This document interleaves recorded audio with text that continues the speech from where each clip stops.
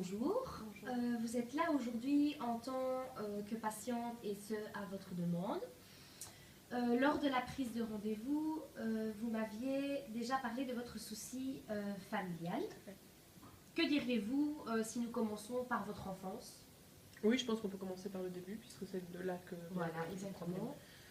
Je vous Donc écoute. voilà, je développe. J'ai eu une enfance, je ne vais pas dire que j'ai eu une enfance difficile, au contraire, c'était une enfance comme l'enfance de beaucoup de familles nombreuses, je vais dire. J'ai un grand frère, j'ai une petite sœur, on s'amusait bien, on avait vraiment une enfance assez agréable. Enfin, on va dire qu'une fois que la petite est arrivée, il y a eu un petit changement quand même, parce que bon, c'est un enfant, c'est le dernier, il est arrivé un peu plus tard, 6 ans après moi. Or, il y a que 2 ans de différence entre moi et mon frère. Donc, on n'a pas formé un clan, mais on va dire qu'on était plus souvent moi et mon frère que moi et ma soeur, ou ma soeur et mon frère. Ça s'est passé très bien, je veux dire, jusqu'au moment où je suis entrée dans une phase d'adolescente. À ce moment-là, je pense on va dire qu'on attrape un corps de femme. Enfin, je ne vais pas dire de femme parce qu'à 11 ans et demi, 12 ans, on n'a pas un corps de femme, on a ce corps de jeune fille. Seulement, moi, ça s'est développé peut-être un peu plus que les autres et j'ai pris énormément de poids. Donc, je veux dire qu'à l'âge de, on va dire, 13-14 ans, je pesais presque 70 kilos. Or, les filles de ma classe, on était à une cinquantaine de kilos et encore tout mouillé. Donc, je sortais un peu du lot. Et j'ai commencé à avoir des soucis de confiance en moi. Je me suis posé des questions sur pourquoi moi je suis comme ça et pourquoi elles sont aimées, elles sont ensemble et je suis rejetée, je ne comprends pas. Et donc je me suis dit, tiens, c'est bizarre, il faudrait que je fasse quelque chose pour rentrer dans ce moule. C'est pas normal. Donc j'ai commencé à faire énormément attention à ce que je mange. J'ai perdu énormément de poids en très peu de temps et donc je suis rentrée dans cette phase d'anorexie, anorexie aiguë même, je veux dire, puisque je suis descendue quand même à presque 37 kilos. Alors que j'en ai 70, donc j'ai perdu une vingtaine de kilos en 4 mois. Et là, je dois bien avouer que on a, je veux dire que j'attendais davantage de mes parents, de soutien, je veux dire. Or, mon père s'est complètement effacé, dans le sens où je devenais une adolescente et que peut-être pour lui, c'était plus de son ressort. Et par contre, ma mère, elle a complètement été à l'inverse de ce que j'attendais.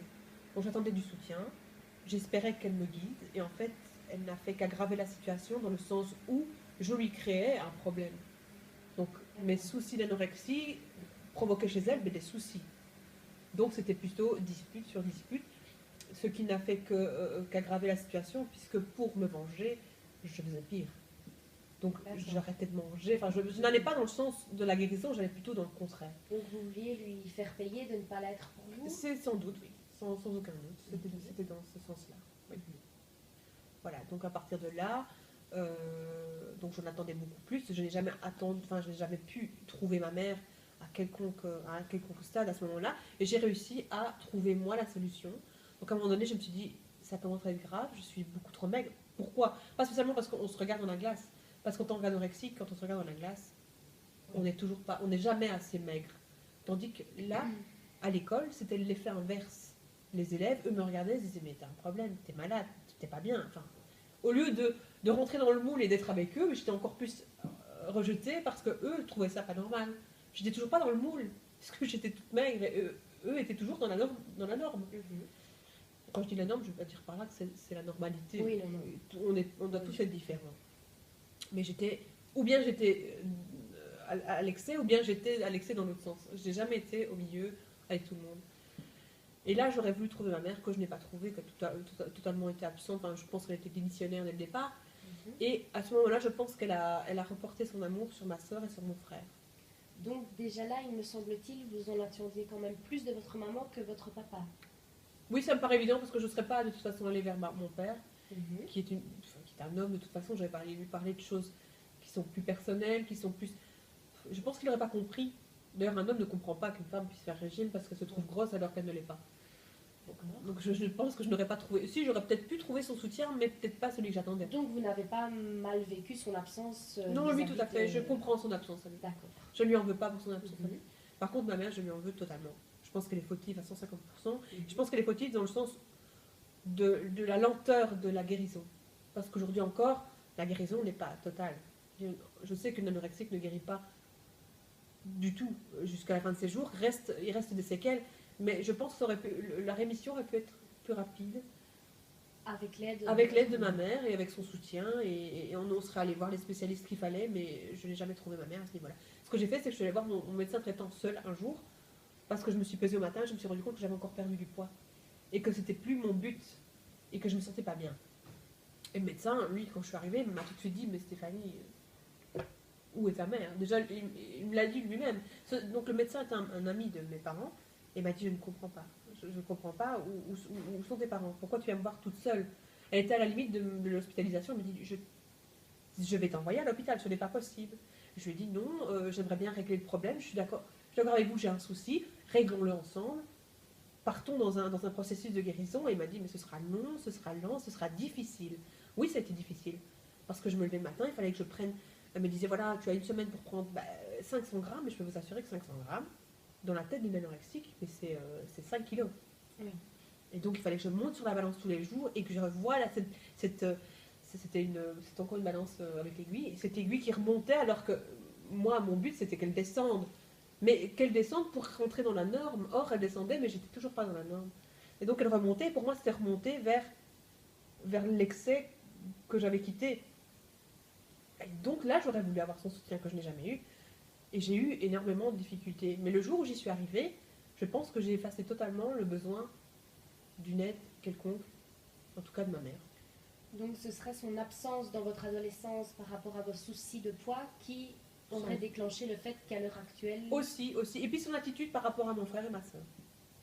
À partir de ce moment-là, comme j'étais une enfant à difficulté, on va dire, pour elle, elle s'est tournée vers mon frère qui était dans son processus d'adolescent normal, qui est allé à l'école, qui a trouvé des amis, qui sortait, puis qui a trouvé une copine, puis... Bien que quand elle a trouvé sa copine, elle a eu son problème aussi de DIP, de mon fils, on n'y touche pas. Enfin bref, c'était son problème, c'était pas le mien. Et ensuite avec ma sœur, ma sœur était le modèle principal, jusqu'au jour où elle m'a dit, il me semble que ta sœur a quelques petits soucis, il faudrait que tu ailles lui en parler. Et c'est moi qui, j'étais déjà allée la voir parce que j'ai remarqué qu'en effet, elle rentrait dans un processus qui n'était pas normal, c'est-à-dire qu'elle se faisait vomir. Elle était dans un processus, on va dire, inverse du mien. Elle rentrait dans un processus de boulimie. Et j'ai réussi à la redresser, à lui dire, mais non, tu rigoles ou quoi? Enfin, j'ai fait le travail de ma mère, et j'ai réussi à la redresser, mais je l'ai prise direct. Elle a commencé à avoir ses soucis. J'ai vu qu'elle avait maigri un petit peu, mais c'était pas encore alarmant. Et j'ai trouvé, comme on était souvent en même temps en salle de bain, qu'elle avait une attitude qui n'était pas normale. Et je l'ai tout de suite redressée, ce qui, aujourd'hui, je pense, elle m'en est encore reconnaissante. Bref, j'ai remis ma soeur sur le droit chemin. Ma mère ne m'a jamais remerciée pour l'avoir fait. Au contraire, elle a adulé ma soeur. Ma soeur est sur un piédestal. Ma soeur est quelqu'un elle est magnifique, elle est belle, elle trouve du travail, elle a fait ses études, c'est quelqu'un d'intelligent, c'est quelqu'un... Enfin bref, ma soeur est quelqu'un d'extrêmement bien, on va dire c'est un modèle. Par contre, mon frère, lui, a eu un accident à l'âge de 27 ans, je pense. Oui, 27 ans, 10 ans. 27 ans, est tombé du toit, il est devenu paraplégique. Et bien là, ma mère est devenue quelqu'un qui n'avait pratiquement plus qu'un fils. À ce moment-là, je pense que ma soeur se retrouvait dans la même situation que moi. Je peux comprendre que ma mère soit plus attachée à son fils à ce moment-là, puisqu'il est dans une difficulté qui était grande. Là, il m'a trouvé de toute façon, il a trouvé sa soeur aussi, je pense que mon père était aussi là, tout le monde a été là pour lui. Mais ma mère est restée dans mon fils, et c'est resté... D'ailleurs, quand elle parle de ses fils, c'est Stéphanie ou Julie, et quand elle parle de son fils, c'est mon fils. C'est pas Vincent, c'est mon fils.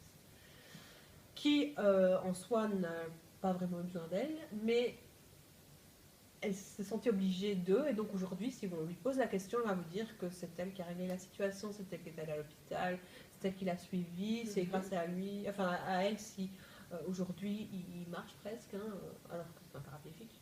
Enfin, bref. Et que voilà, la situation est très bonne. Or, mon frère, il n'y a aucune situation qui est bonne. C'est quelqu'un qui est dans le besoin, qui demande de l'argent, qui est menteur, qui n'hésitera pas à la faire culpabiliser pour avoir des sous. C'est pas quelqu'un de bien, il n'a jamais été d'ailleurs, qui profite de la situation. Je n'ai jamais profité de la situation, mais ce que je récolte, c'est une mise de côté. Dans le sens où aujourd'hui je suis adulte, je pense que mes parents, là je mets mon père dans la même situation, mes parents pensent que je n'ai besoin de rien, je n'ai besoin de personne et que je m'en sors très bien toute seule. Or j'ai mes soucis comme tout le monde, j'ai des soucis professionnels, mais si je viens parler de mes soucis professionnels, ma mère va me dire, mais de toute façon tu as toujours des problèmes avec tout le monde. C'est pas vrai. c'est pas vrai, j'ai jamais eu de problème avec les gens. J'ai pas eu de problème social, j'ai eu des problèmes psychologiques différents.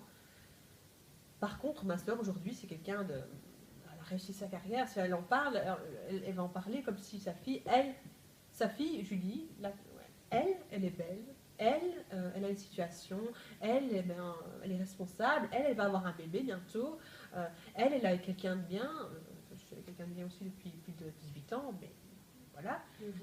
Voilà. Alors qu'elle a divorcé, qu'elle est juste vendeuse, elle est esthéticienne, qu'elle a fait des études d'esthétique, mais qu'elle a terminé, elle est partie à l'âge de 17 ans de la maison.